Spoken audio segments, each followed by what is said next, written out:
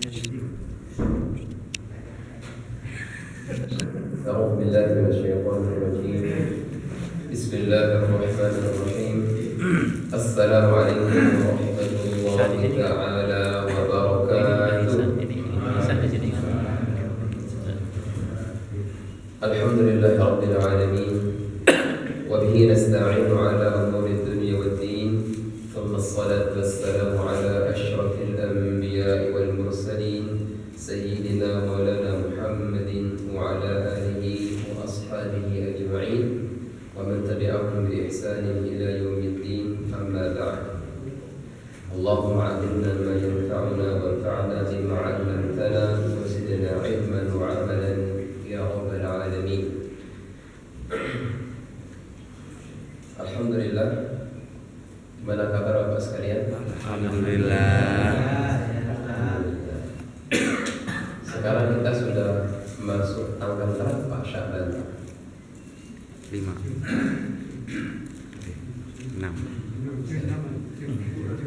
6 atau 7 ya? Kalau tidak salah 1 Sya'ban kita masuk hari Senin beberapa hari yang lalu. Berarti ya 7 atau 8. Karena ingat kemarin itu Jumat, khutbah Jumat tanggal 4 Syawal. Sya'ban. Sya'ban maksudnya. Alhamdulillah, alhamdulillah. Tentunya tidak ada muqaddimah yang paling afdal kecuali kita diajak untuk bersyukur kepada Allah Subhanahu wa Ta'ala. Karena memang tidak ada detik dalam hidup kita ini kecuali kita mendapatkan rahmat dari Allah Subhanahu wa Ta'ala.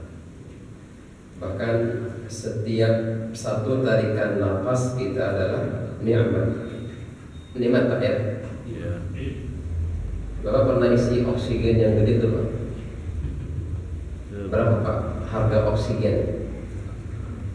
100. Tempo hari saya pulang kampung, orang tua sakit, sesak nafas.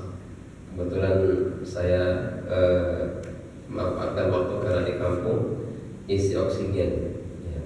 Yang besar itu berapa kilo? Sudah 35 kiloan. Memang nggak nyampe 100. Di situ ya saya nggak tahu di sini.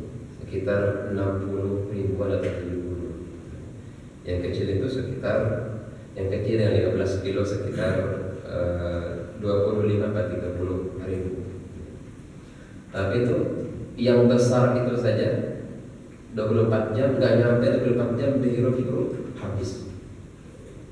Dihirup-hirup habis. Bayangkan kalau harus sampai 60 ribu setiap hari kita bayar, berapa kira-kira kita keluarkan duit hanya dari menghirup oksigen saja. Alhamdulillah oksigen gratis ya. Oksigennya gratis, banyak hal yang Allah Subhanahu wa Ta'ala berikan kepada kita semuanya. Setiap satu tarikan nafas adalah nikmat. Setiap kita mampu melihat sesuatu adalah nikmat.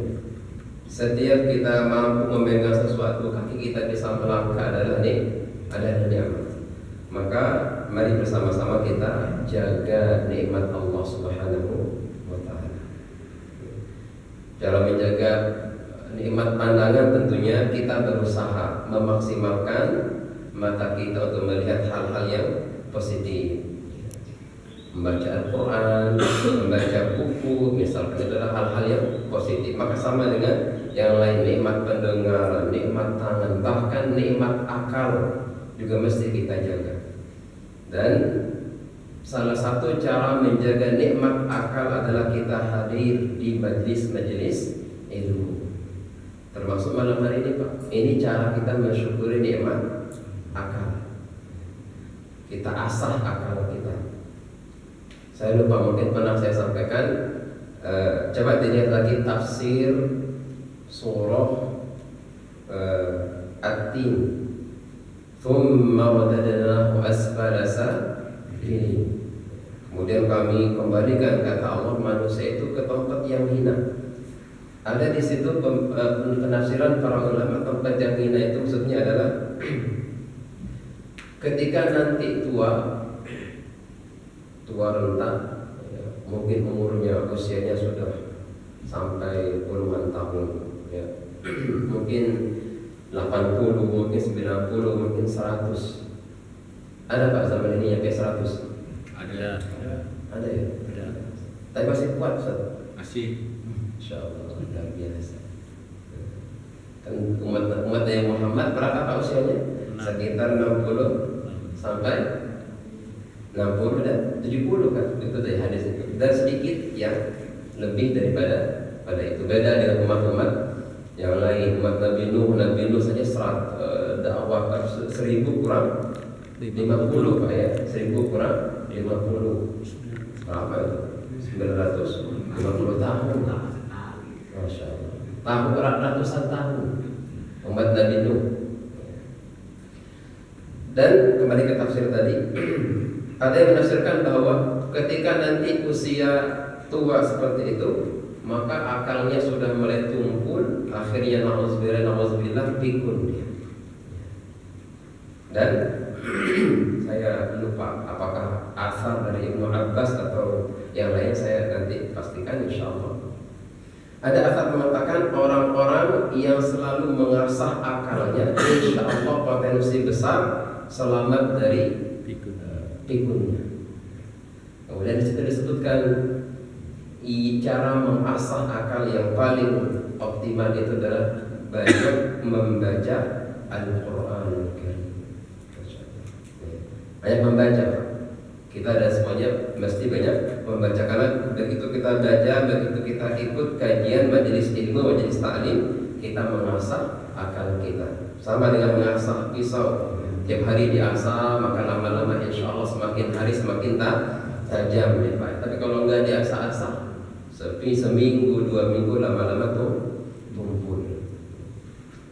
Kemarin lihat video apa itu? Apa namanya pedang yang punya orang Jepang itu?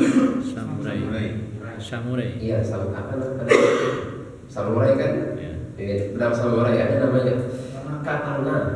Ya Pak ya? Pedang katana. Nggak Pak itu enggak sekali diasah Pak. Kebetulan videonya waktu itu kertas di pakai pedang kertas. Pedang ketika belum diasah nggak bisa. Artinya ketika ada kertas sini, begitu dipukul kertasnya terbang.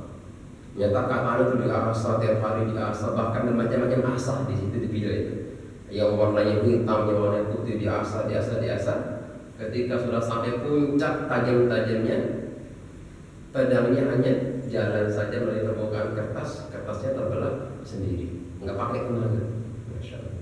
Jadi sebetulnya kira-kira kalau kita sering mengasah akal kita, maka insya Allah sampai puluhan tahun nanti masih cemerlang. Amin ya Rabbal alamin. Kita terus tilawah dan tilawah, dan tentunya mengasah dengan majelis ilmu insya Allah. Hadirin Allah muliakan. Pertemuan kita lanjut ke kitab kita, kajian kita. Pertemuan terakhir masih ingat Pak? Kita tema apa? Fikih amanah. Fikih amanah, betul. Makanya ini fikih amanah. Temanya apa Pak? Kalau begitu mesti diingatkan dulu Pak ya. Temanya tentang syurutul madi. Syurutul madi, syarat objek jual beli, barang yang diperjual belikan. Waktu itu pertemuan sebelumnya baru satu syarat yang kita kaji bersama, yakni ayyakunal ma'khudhu alaihi malan mutaqawwiman. Hendaklah barang itu barangnya bernilai, ada harganya. Ada harganya. Kemudian di sini didefinisikan oleh para ulama kita, maksudnya barang mutaqawwim itu, benda mutaqawwim itu kullu tahirin muntafi'un bihi syar'an. Setiap barang yang suci, syarat pertama harus suci Pak. Suci, muntafi'un bihi syar'an, secara syariat halal untuk dimanfaatkan. Itu Pak dua syaratnya. Ya. Syarat benda yang boleh diperjualbelikan, objek jual beli yang pertama adalah barangnya harus bernilai. Apa arti nilai bernilai di situ? Barangnya suci, barangnya sah dimanfaatkan secara syariat. Kemudian kita rinci Pak pada pertemuan sebelumnya. Apa maksudnya barang yang suci itu? Maka tidak sah jual beli benda-benda najis. Contohnya apa Pak? Darah, bangkai. Lalu kita bilang babi, hewan babi. Secara kasar apa ya? B2 lah. Khomer. Khomer. Ya. Itu jelas. La tasihhu fa la yasihhu. Tidak sah jual beli barang-barang ya, yang tadi disebutkan, barang-barang najis. Kemudian kita sebutkan juga apa sekarang hukum jual beli darah. Jual beli darah. Artinya kita di sini maksudnya adalah donor darah. Kita donor darah ke PMI dan seterusnya, kayak lain-lain, bulan sedikit merah barangkali. Kita donor darah, kemudian kita terima imbalan. Kita minta imbalan. Satu kantong darah kita jual 50.000 misalnya. Gimana hukumnya? Para ulama mengatakan tidak sah, karena darah itu benda najis, tidak boleh diperjualbelikan. Tapi ada kasus darurat, misalkan waktu itu bulan lalu kita contohkan, ada orang yang sedang butuh donor darah, golongan darahnya sangat langka. Darah apa? Darah biru. Oh iya. Yang paling langka apa Pak? Oh. Nah, beda-beda gitu nih. Khilafiyah itu. Ya, saya sebutkan lah pokoknya A plus apalah namanya D plus, pokoknya yang langka. Cari sana sini nggak ada.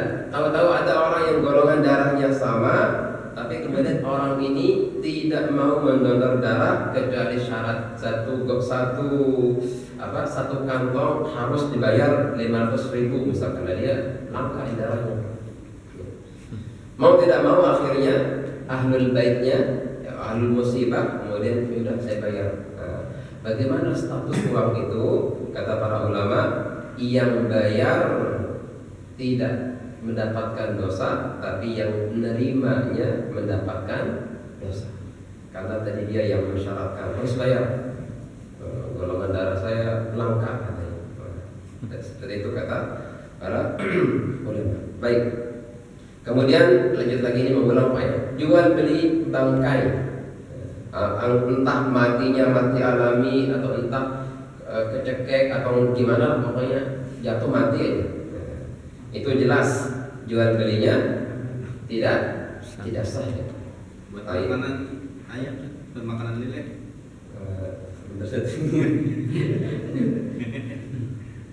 Di sini dikatakan batil, jual belinya batil. Ayam tiren. Bagaimana dengan tadi misalkan untuk makanan lele? Maka bisa juga haram. Gak boleh Pak. Gak boleh kita pelihara gurame, ikan mujair, lele dikasih bangkai. Dan sepertinya ini sudah menjadi tradisi Pak ya. Di kampung-kampung kita lihat daripada dibuang, daripada dikubur, sayang banget nih. Padahal jelas-jelas itu bangkai. Karena berarti lelenya makan. Meskipun kalau sudah terlanjur makan bangkai kan sudah ada prosedur yang diterapkan oleh para ulama. Misalkan kita pelihara lele di kubangan, ya. Kubangan itu pembuangan air lah Pak ya. WC.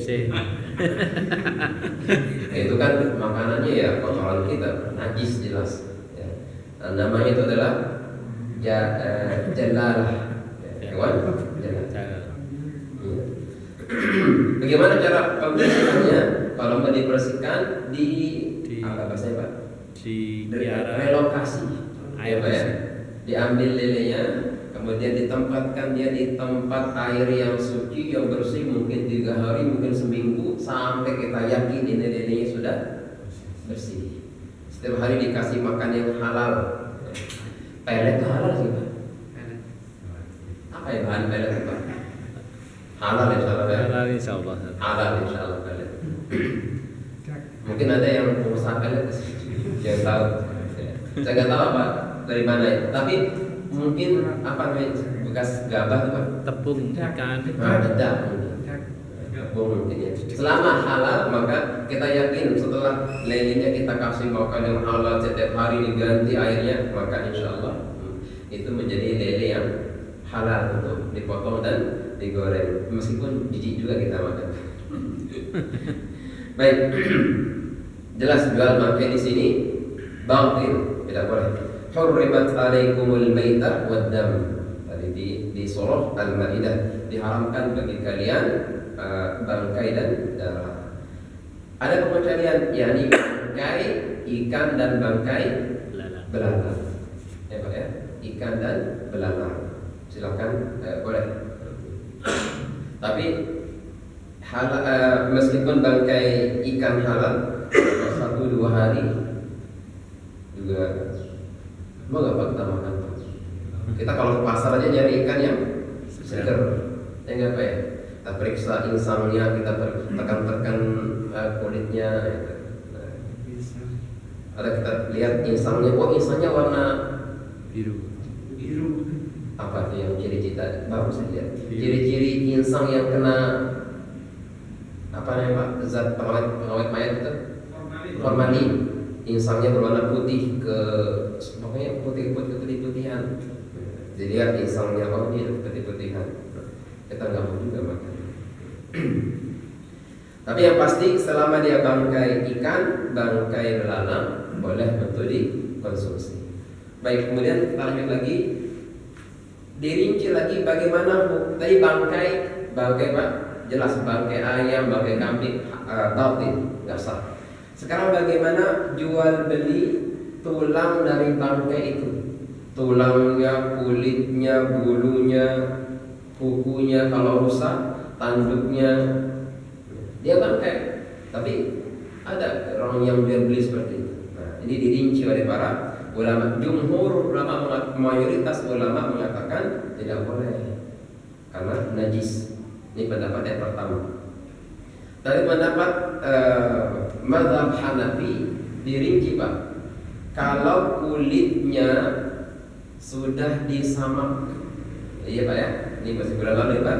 Kalau kulitnya sudah disamak, dihilangkan dagingnya, dihilangkan apa Pak, lemak-lemaknya, disamak sampai betul-betul murni pure, hanya dagingnya saja, hanya kulitnya saja.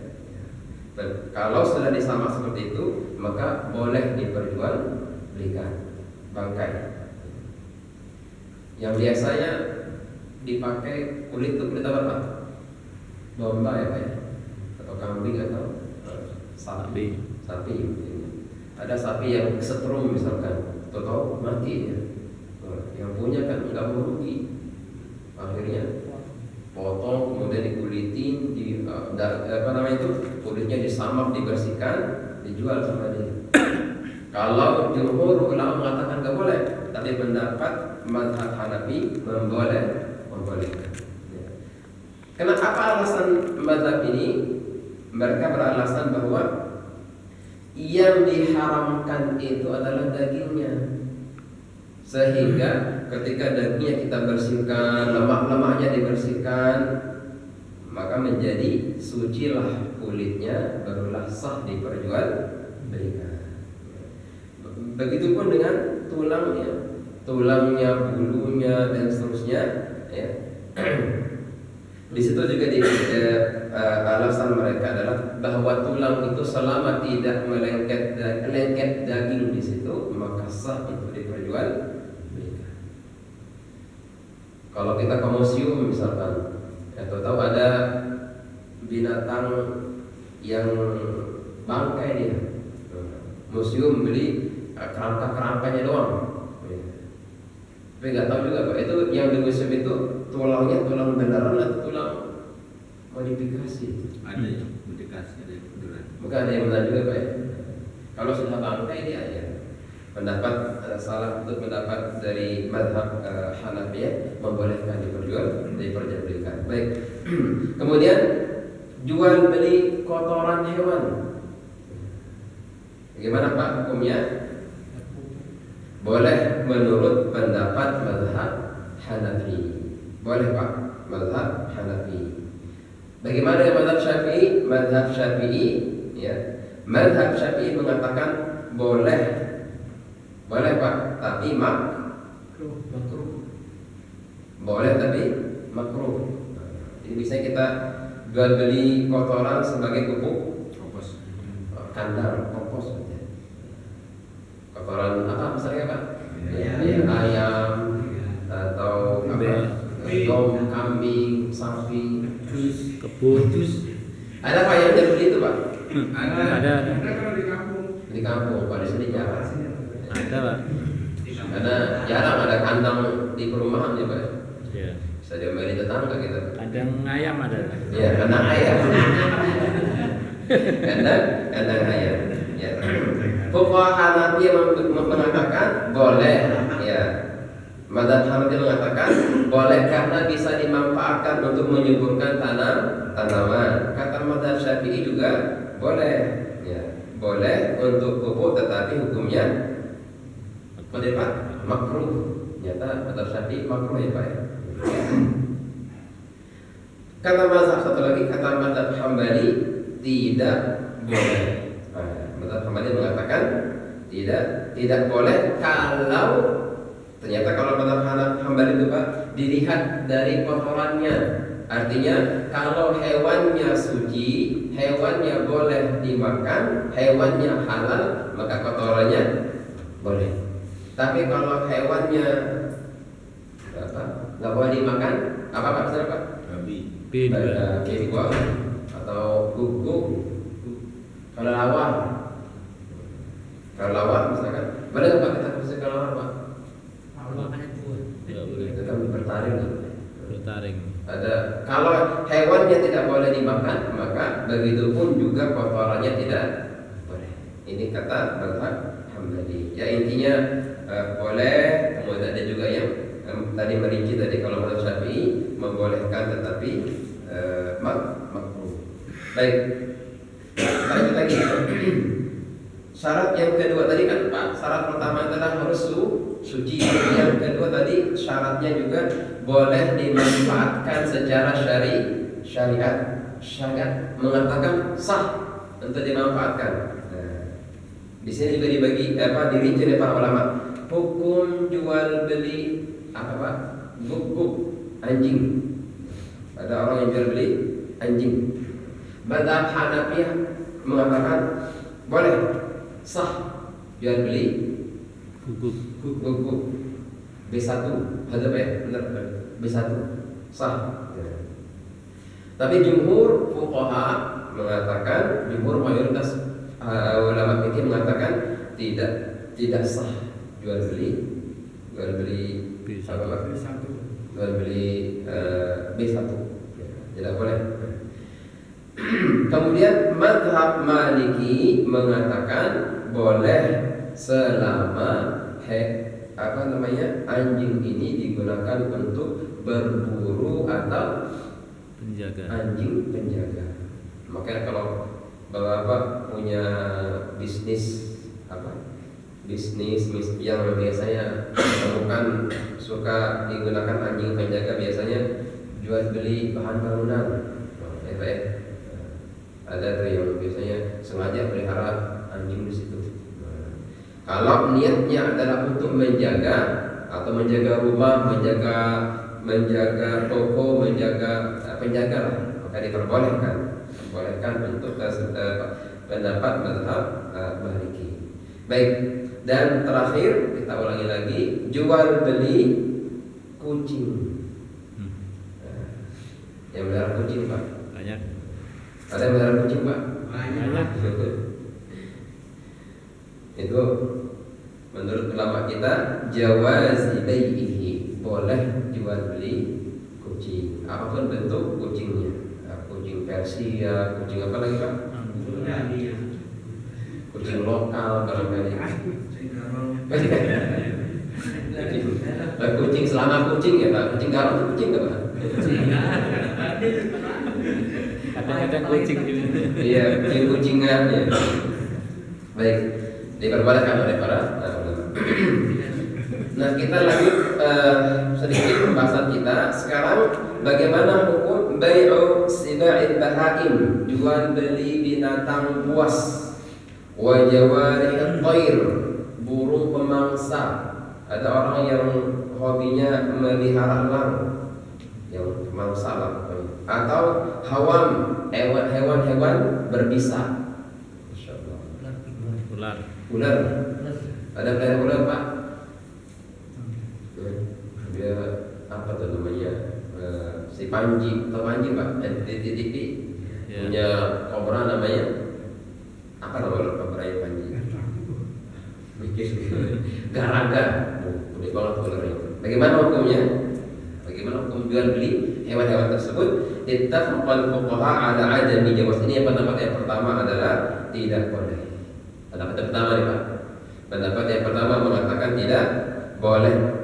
Tidak boleh idza kanat mimma la yantafi'u bihi. Kalau memang hewan-hewan buas tersebut, hewan pemangsa tersebut, hewan berbisa tersebut tidak ada manfaatnya. Berarti Pak, landasannya memang harus ada manfaat. Enggak sembarang beli. Tidak sembarang beli. Apa namanya pasar yang di Jakarta Pak yang jual beli hewan? Apa Pak namanya pasar apa? Pasar hewan. Iya. Pasar hewan. Orang katanya semua macam hewan harus itu Pak ya. Dari yang memang untuk dipelihara sampai dikonsumsi macam-macam ada. Jadi kalau kita mau beli hewan buas, mungkin Bapak mau melihara harimau, mau melihara serigala barangkali. Nah, selama ada manfaatnya, maka berarti boleh. Tapi kalau tidak ada manfaatnya, maka tidak boleh. Tetapi asas manfaat ini yang didiskusikan lagi oleh para ulama. Tadi dikatakan boleh selama ada manfaatnya. Kalau tidak ada manfaatnya haram, nggak boleh. Lanjut pertanyaan berikutnya, yang dikatakan dengan bermanfaat itu bagaimana? Ini yang didiskusikan oleh para ulama. Ternyata mazhab yang keempat pun berbeda mengenai penafsiran asas manfaat, kebermanfaatan. Jadi dibilang selama ada manfaatnya boleh. Dirinci lagi para ulama yang mazhab yang keempat, yang dikatakan dengan manfaat bagaimana? Fuqaha'ul Hanafiyah wa fuqaha'ul Malikiyah. Pendapat mazhab Hanafi, pendapat mazhab Maliki mengatakan yang penting ada manfaatnya. Pokoknya manfaat aja. Kulitnya bermanfaat, berarti boleh. Apa Pak contoh hewan buas yang kulitnya bermanfaat? Ular. Tapi biasanya ular yang dipakai ular sawah Pak biasanya kan? Atau ular yang pokoknya kulitnya cantik lah, kulitnya cantik dijadikan tas. Atau buaya darat misalkan. Kan ada Pak ya, orang sengaja menternak buaya dipelihara sampai kemudian dia besar, dieksekusi, diambil kulitnya. Kulit buaya. Jadi instas, mahal pula harganya. Yang penting ada manfaat. Kemudian fuqaha Syafi'iyah, ini pendapat mayoritas kita. Fuqaha Syafi'iyah mengatakan yang dikatakan dengan bermanfaat itu adalah as-saidu wal hirasah, yakni as-said berburu, digunakan berburu, atau hirasah untuk menjaga. Untuk menjaga. Misalkan kita mau jaga rumah kita dengan harimau atau serigala atau ular kobra misalkan, hewan buas. Kalau ada yang tertarik untuk menjaga rumah seperti itu ya boleh. bi an yurja ta'allumul hayawan. Ini Pak. Atau kita meyakini hewan buas tersebut bisa dilatih. Bisa dilatih, diberikan kemampuan dan dilatih. Ya, mungkin dilatih untuk cari mangsa, dilatih untuk menyerang orang yang memang tidak dikenal atau main tamu tadi undang, dilatih dia. Selama ada manfaatnya boleh. Amma ma la naf'a fihi fala yasihhu bai'uhu. Kalau sekali lagi kalau tidak ada manfaatnya maka tidak boleh. Tidak boleh diperjualbelikan. Contohnya apa di sini? Kal fawasiqil khamsah, seperti 5 binatang, sebutannya Pak, 5 binatang fawasiq, membuat kerusakan. Tadi ada hadis tadi di sini pada Rasulullah SAW, khamsun, ada 5 minal fawasiq yang disebut binatang yang merusak. Yuqtalna fil hilli wal haram, boleh dieksekusi, boleh dibunuh, baik itu di tanah haram ataupun di luar tanah haram. Contohnya apa? Al-hidah, elang buas, atau hayyah, ular boleh Pak dibunuh. Tikus. Aqrab, kalajengking, fa'rah, tikus. Jadi kalau ketemu tikus di rumah, kalau Bapak mau bunuh ya boleh diperbolehkan karena dia membuat kerusakan. Wal kalbul aqur, anjing gila. Ini bahaya Pak. Makanya ada namanya penyakit Anjing gila. rabies. Udah anjing gila lagi. Ya. Itu kalau kita lihat videonya udah serem banget tuh. Udah serem banget. Mikirin apa tadi? Anjing gila. Nah, dan di sini kemudian dikiaskan, dianalogi oleh para ulama, ditambah ada yang menambahkan cicak, ada yang menambahkan toke. Ya, kenapa sama? Karena cicak itu, toke itu menyebabkan penyakit. Ada yang kemudian yang menambahkan. Karena dikiaskan dari hewan-hewan yang disebutkan ini. Kalau hewan-hewan ini tidak boleh, tidak boleh. Wa kadza ma la yurja ta'allumuhu lis-saydi. Kalau tidak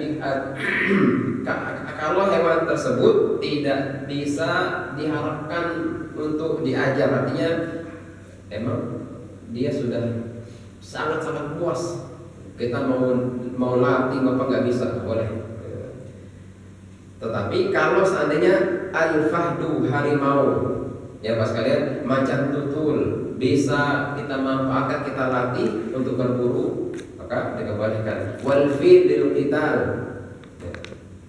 Fil apa? Fil Pak? Gajah untuk perang. Makanya ada namanya pasukan gajah. Harimau bisa nggak Pak dilatih untuk berburu? Bisa. Udah berburu. Maaf, ya maksudnya nggak bisa ya Pak, maksudnya nggak bisa. Atau kemudian monkey, monyet, dilatih untuk menjaga rumah. Topeng monyet. Bisa nggak Pak monyet jaga rumah? Nggak bisa. Jadi topeng monyet. Jadi cuan, nggak bisa, ya. Baik. Atau di sini disebutkan boleh wal andari lil unsi bi sautihi. Kita pelihara burung, di sini disebutkan burung bulbul karena kita suka mendengar suaranya. Mendengar suara itu manfaat nggak Pak? Manfaat. Mendengar suara burung.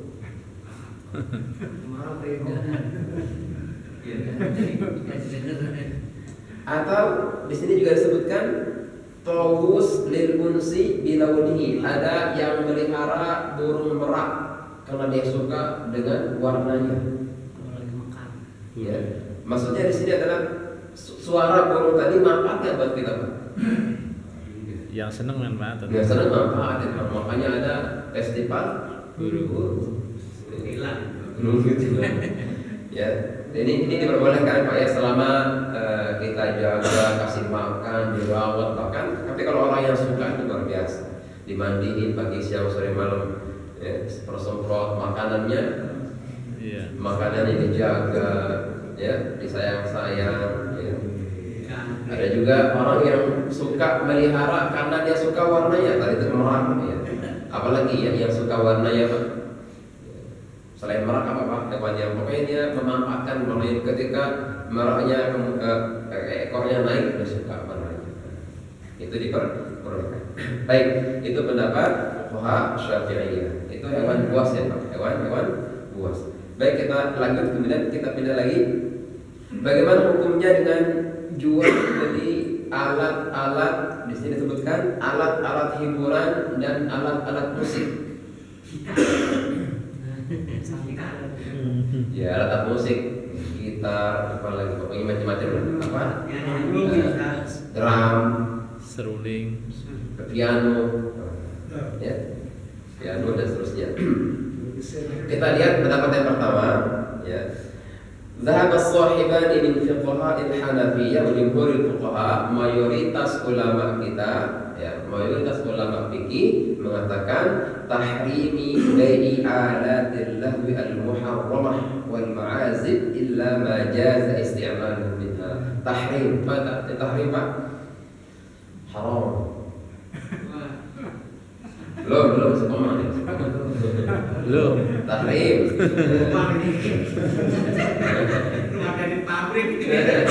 Belum. Ini masih baru pendapat pertama. Al-muharramah. Tetapi syaratnya emang ada dalil yang mengatakan bahwa alat itu haram dia. Dan tidak boleh digunakan. Ada dalilnya, maka tidak boleh, jelas haram. Ini pendapat yang pertama dan ini pendapat mayoritas ulama. Satu seperti itu. Kemudian pendapat yang kedua, pendapat mazhab Hanafi, ya. Dan ini juga pendapat salah satu pendapat dari mazhab Syafi'i. Meskipun di sini dikatakan mazhab Syafi'inya dhaif. Pendapat yang baik di kalangan mazhab Syafi'i mengatakan yasihhu, boleh, sah. Ya. Boleh jual beli ayat tersebut, tapi ma'al karahah, makruh. Yang pertama haram, ya. Yang kedua boleh tapi makruh. Pendapat mazhab Hanafi dan salah satu pendapat dari mazhab Syafi'i. Kalau kita baca salah satu pendapat ini Pak, ya, kan mazhab Syafi'i kan banyak ulama-ulamanya, ya, mereka juga berselisih pendapatannya, beda pendapat. Ada sebagian meskipun bendera besarnya namanya mazhab Syafi'i, tetapi kemudian terbagi lagi menjadi ulama-ulama yang lain. Di antara mereka ada yang mengatakan boleh tetapi dengan makruh. Boleh ma'al karahah. Boleh tapi makruh. Kita simpulkan jual beli alat musik, jumhur ulama mengatakan haram. Pendapat mazhab Hanafi, mazhab Syafi'i mengatakan boleh tapi makruh. Kenapa diharamkan oleh pendapat yang pertama?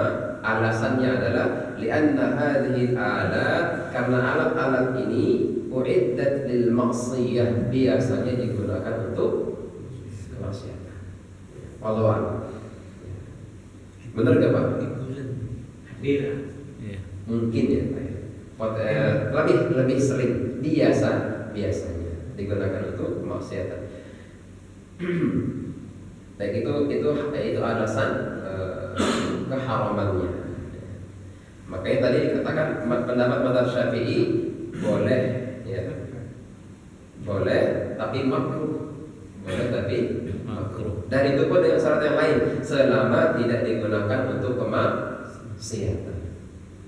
Ya, kita bisa bayangin sendiri lah Pak ya, bagaimana contoh kemaksiatan tersebut. Baik, itu selesai kita dari syarat yang pertama, Bapak sekalian, yakni barang tersebut harus barang bernilai, artinya dia suci, artinya barang tersebut boleh dimanfaatkan secara syariat. Dengan rincian-rincian yang tadi kita sampaikan. Ada yang ingin tanyakan Bapak sekalian? Silakan. Itu tadi yang masalah donor darah tadi. Baik. Kan itu tadi nggak boleh diperjualkan. Kalau biasanya kan itu kalau orang donor dikasih souvenir kaos, apa tas, apa itu hukumnya di mana?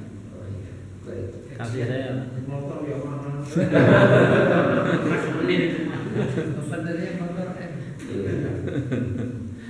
Yang masuk dengan jual beli di sini adalah ada akad Transaksi ya.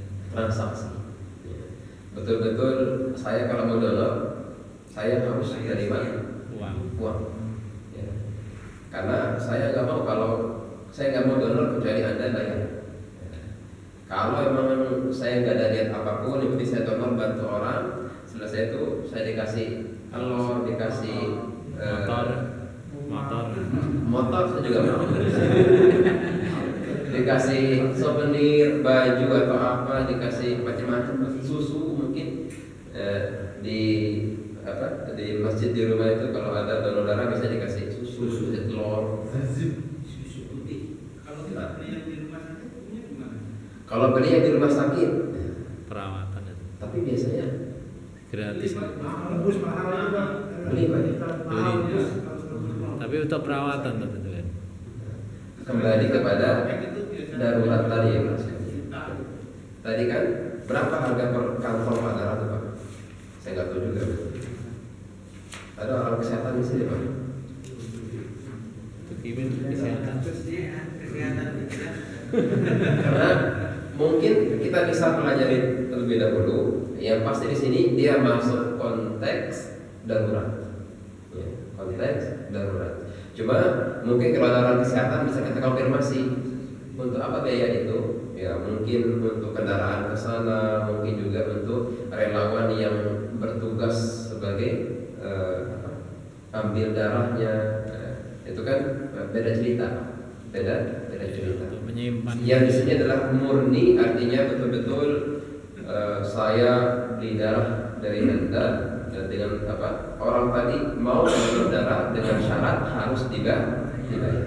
Kalau yang tadi di rumah sakit, saya kira ada kemungkinan yang lain ya, dia untuk kendaraan, untuk biaya apalagi untuk beli suntikan, kan satu orang beda Pak kan jarumnya, enggak semua sama. Nah, kalau biaya itu maka biaya administrasi barangkali, ya maka sah-sah saja. Maka tadi kalau ada orang kesehatan enak kita tanya. Tapi kalau kan harus beli, maka kembalilah ke tadi mana tadi halamannya, ke wayustasna, pengecualian tadi, pengecualian keadaan darurat. Bagaimana orang butuh darah? Boleh kita ngotot ya pendapat nggak boleh, haram. Ya. Orang rumah sakitnya nggak mau kasih kita. Pokoknya kemarin saya kajian haram. Sedangkan anggota keluarga kita udah mau darurat. Ya. Rumah sakitnya nggak mau kasih gimana gitu. Maka bayarlah, tidak apa daripada nauzubillah kemudian lebih parah atau berakibat fatal. Ya, tidak. Baik, begitu Pak ya. Lagi. Ada lagi Pak sekalian ingin tanyakan? Kita isi aja berapa Pak? 32. Semenit lah. Karena kita lama kenal, kayak dua aja. Ya. Ya, di sini terakhir ada disebutkan saya terlewat bagaimana jual beli di sini patung, tamasil, patung-patung, wal asnam, ya. Ternyata di sini dikatakan sama hukumnya dengan jual beli alat-alat musik tadi. Ada yang mengharamkan, tapi ada juga yang mengatakan boleh tapi makruh, ya, selama ada manfaatnya yang diperbolehkan, ya, manfaat yang diperbolehkan. Tapi kalau kita mau lihat lagi lebih rinci ya Pak sekalian, bagaimana hukum patung itu? Ya. Apa hukum patung? Ada pernah baca Pak? Kalau patungnya betul-betul sempurna dari atas sampai ke bawah, maka tidak diperbolehkan. Kalau hewan boleh? Ente patung Makhluk hidup. Juga. Maksudnya patung makhluk hidup, hewan mau manusia barangkali. Pokoknya selama dia bentuknya betul-betul sempurna, 100% sempurna, tidak boleh. Bisa jualan toko gimana? Gimana Pak? Berarti berjalan kalau toko. Nggak boleh. Ya nggak boleh tokoh. Itu kayak Tokoh. Oh, Jokowi gitu. ya ini di luar itu lah Pak. Ya, kalau kita lihat kata Ustaz Abdul Somad, ya, kalau mau patungnya sempurna 100% dari atas sampai ke bawah maka haram. Nah, kalau ada yang kebetulan ada patung di rumah, mungkin hilangkan hidungnya, hilangkan matanya, Paruh hilangkan badan. tangannya, hilangkan kakinya, biar tidak jatuh ke dalam yang haram tadi. Ya, tapi bisa jadi maksudnya Makruh. Kalau ada yang patung yang sempurna atas ke bawah, bisa-bisa malaikat rahmat tidak masuk ke dalam rumah kita. Baik hadirin yang Allah muliakan, ini mengenai syarat yang pertama ya Pak. Objek jual beli tersebut harus bernilai, ya. Bernilainya dirinci oleh para ulama. Barangnya harus suci, barangnya boleh dimanfaatkan secara syariat.